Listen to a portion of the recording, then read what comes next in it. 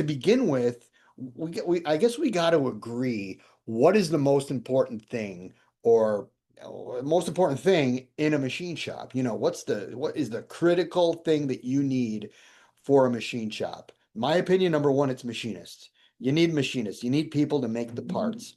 Then those machinists, they need equipment and they need tooling, right? You need a building, you need a space. But so I guess that's important too, right? A space, equipment, tooling, people. You need those things. But now, what about the actual business operation? What about the actual making of the parts and how does that even begin? How does it begin? How does it end? What goes on in between? You got to get a customer. And how are you going to get a customer? There's a million ways to get a customer, right?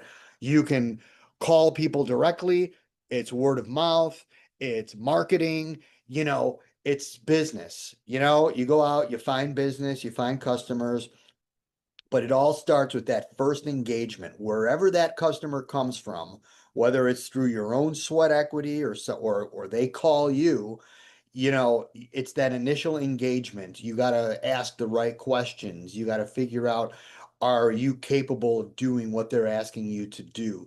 Build a little rapport, become friends. All those things that I preach about, as far as a customer relationship goes and building that relationship along the way. And you got to become friends, you got to be friendly with the people that you're working with. And so that initial conversation that you're having is what's going to really be the driver of whether or not you're going to get an RFQ, a request for quote.